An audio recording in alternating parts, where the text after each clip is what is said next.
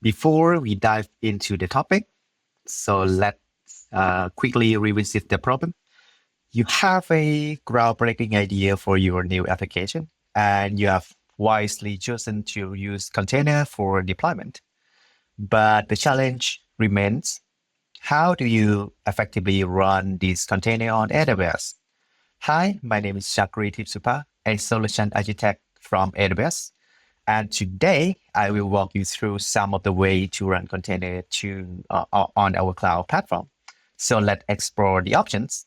Considering that nearly 80% of all cloud containers run on AWS today, it's clearly that AWS is a platform of choice when it comes to containerization.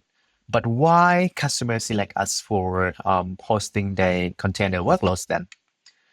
That is mainly because AWS make it easier to build container ecosystem by offering more than 34 ways to run container in the cloud, providing flexibility to suit the diverse requirement from our customer.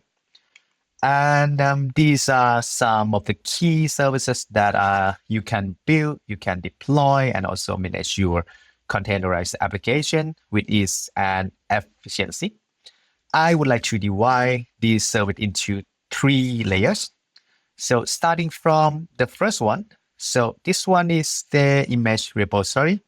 We have Amazon Elastic Container Registry or Amazon ECR. You can upload or push your container image here. At the same time, you can also scan it on push also, or you can scan it periodically as well, like every week or every month.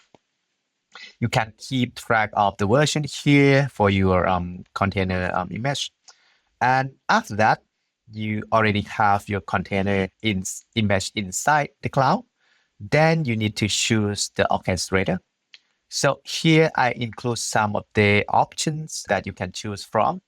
We have Amazon Elastic Container Service. We have Amazon Elastic Kubernetes Service and also AWS apprunner.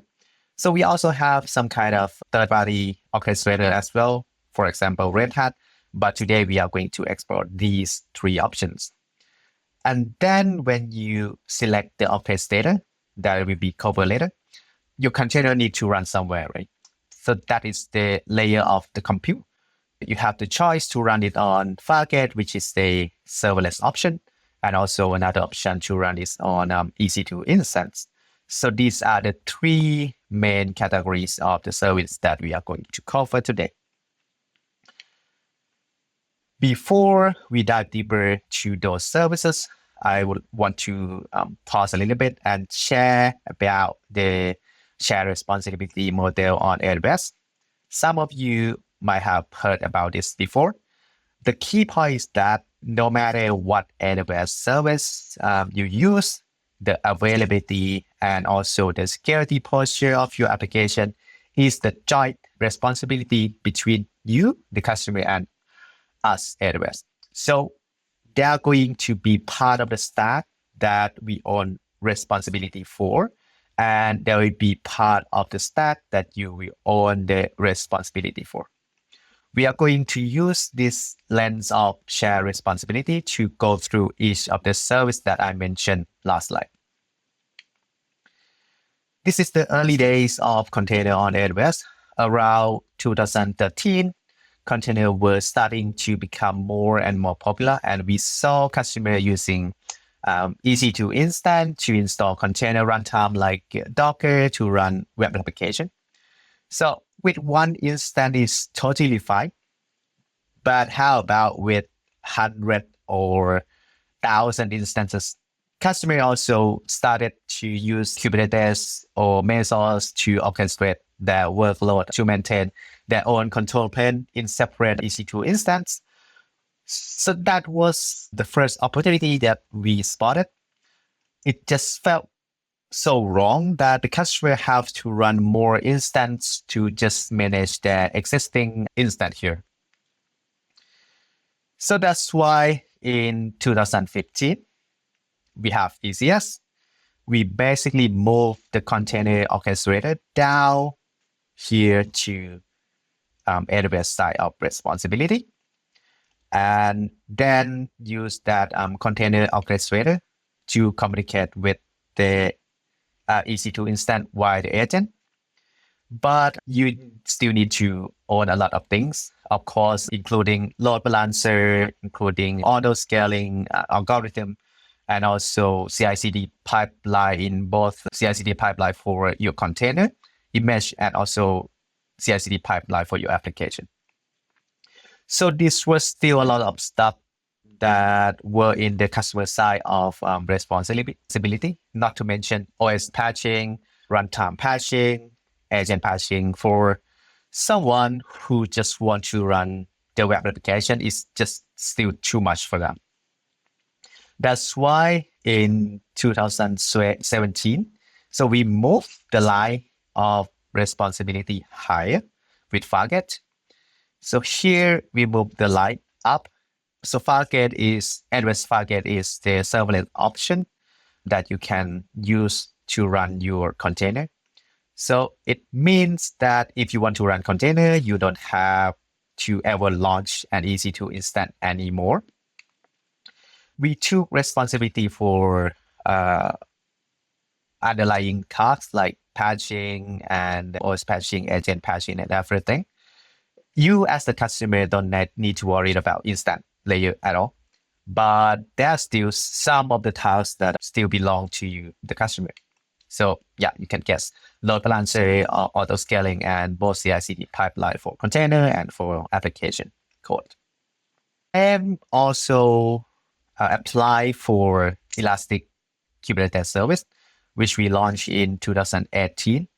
For this one, we saw a lot of customers run Kubernetes, self-managed Kubernetes workload in their own EC2 instance. That's why we also would like to have a Kubernetes control plane that will take care of the availability and also upgrading of the version as well in AWS side of responsibility. And for EKS, it's also support EC2, and it also can support Fargate as well if you would like to have a serverless offering. But now it came to the point that how we would like to make it more easier for you. So you can guess, right? In 2021, we can move the line higher again.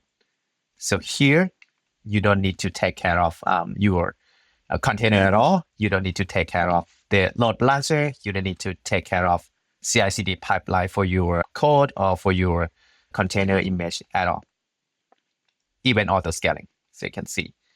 So we launched AWS apprunner, and so you just need to take care of your application source code, and we can see how does it work when it comes to AWS apprunner. So let's see. So this is how the experience of the user for apprunner looks like. So we can start from the development team. Either they can have the source code in GitHub, or they already have the image and push into ECR, which is the image repository. We have two choices. And then with the right permission, so we will allow to the apprunner to load the source code from GitHub or load the image from container image repository, right, like ECR. And it's just one simple API call that you can make to create the service inside AWS apprunner. After that, it will take a while, like 7 to 10 minutes, depending on your size of the source code and also the size of the image. It will return the URL. So this URL can be internal use, or it can be internet facing application as well, depending on the option that you selected. So you won't see the instance of Fargate, you won't see anything. It will just return the URL, and then the client can make the HTTP request to that endpoint. So let's see it in action after this. Yeah, so I will just give an example of the demo, how we can have an image and then create a AWS apprunner application. So let's see in action. So here that we have the Docker image already. So here we have one image. I already tagged it. Here the size is 300 megabytes. Is my web application. And then we would like to push this one to ECR, which is the image repository. If you can remember the first layer that I mentioned. I already created the private repository here. The name is hotel. And you can also see the command how to push it from your local device or from your local computer. Here, I just copy the instruction here to push my image to ECR. Just copy here because I already tagged it and log into ECR. Yep. And I already pushed that. Let's check inside the ECR. So here is the image that we put. And so the version is the latest one. The size is 100 megabyte. Now we can create the service in apprunner. So this is apprunner. And as I mentioned that we can either select from using the code from repository in GitHub or from ECR. But now we are going to use ECR. And we can browse that. Is the hotel, if I'm not wrong. Yep. Hotel with the tag latest. And here you can also need to provide the credential, the IAM role that allow apprunner to download the image from ECR. Specify the name of the service and also the size of your target. So this one, just go with how many CPU and how much of the RAM. And also the port here, you can specify which port you would like to open. Auto scaling, if you have more requests, it will scale up from 1 instance to 25 instance of Fargate for you. And for networking, so you can choose either public endpoint or a private endpoint. You can configure in terms of incoming and also outgoing as well. Yeah, and I think that's it. And you can click next and also review here. So just take some time to create and deploy. So let's see. Just create it. It would take some time, like 7 or to 10 minutes in my case. So here we have the service and the status is running already. So going into this, we would like to see some logs down there. Here's the logs showing that the apprunner just pull the image from ECR and then deploy it through the pipeline. The deployment ID here is already successful. So what else? So something that we can configure later, we can have connection to our database. We can have the connection to our parameter store like SSM or a secret manager to store SQL username and password or something like that. So here for the networking on outgoing side, I would like to connect to my RDS instance that sit into another VPC. You can configure later. So let's test out. So we have the URL already here. It can be custom later as well. So I just use the same one. And voila, my web application is working. This is the room management in my hotel. It's called Chakkree Hotel. And we can list the room from our RDS instance or database instance. And we have 3 rooms. Can we add some more? So here I would like to add a room in room number 4 and the 4th floor. And we already added. So this one, it right to the database. And you can see that it's already be there and we can read from the database already. So you can see that it's quite easy to get going with apprunner. And you can explore other options as well, like ECS and EKS, depending on your use case. So then coming into how can we choose from numbers of orchestrator then. So I have three main criteria for you to choose from and to be considered as well. So the first one is in terms of the operational complexity and also the flexibility, because these two factors or these two criteria tend to go the same way. So for AppRunner, you don't really have any complex operational complexity at all. It's quite low because you just have your code and then upload it, or you have your container image and then just click to create a service and then you have your application endpoint. But for ECS, you still have to manage the infrastructure like Fargate. You need to still manage the CI/CD pipeline, the auto scaling and everything.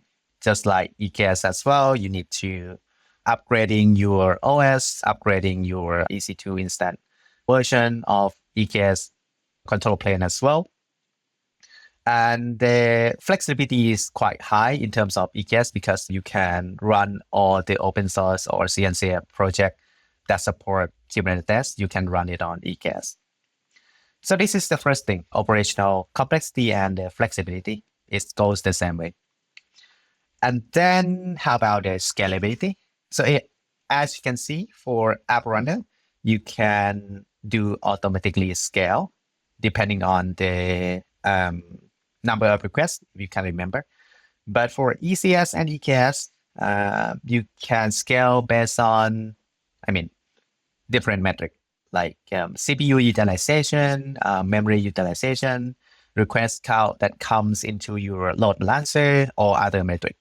So you can scale based on a lot of things. So it gives you more flexibility here for ECS and EKS. And the next one, how about the cost optimization capability? For AppRunner, unfortunately, that you cannot do much because we take care of everything under the hood. We use ECS with Fargate to provide the AWS AppRun service. But for ECS and EKS, you can use reserve instance, you can use saving plan, you can use like auto scaling to cover the cost optimization. You can use Graviton, which is the ARM CPU base, to provide better price performance compared to x86 architecture. So you can see that you can have multiple criteria to choose your orchestrator based on use case. For example, if you would like your workload to be portable between multiple cloud or on-prem as well, so EKS may be a better option because ECS is our proprietary orchestrator. So the rule of thumb is that always start your experiment with the highest abstraction first and only go down to the stack if you need to. So you can do some experiment from AppRunner, and then if it doesn't work, if you would like to control the scaling mechanism, then you move to ECS. And if you would like to run a lot of CNCF open source project, you can use EKS instead. So this is the rule of thumb. So as we come to an end of my presentation, it's clear that each service offers unique advantages and also consideration to take in. So now I would like to leave you with a question that which of these services align best with your organization goals and needs for containerization on AWS. So your answer may not be immediate, but exploring this option further could lead to valuable insight for your cloud strategy. So thank you so much for your attention. And so I welcome any further discussion. You can reach out to me via LinkedIn, or you can just contact me and ask anything about AWS. Thank you so much. Bye.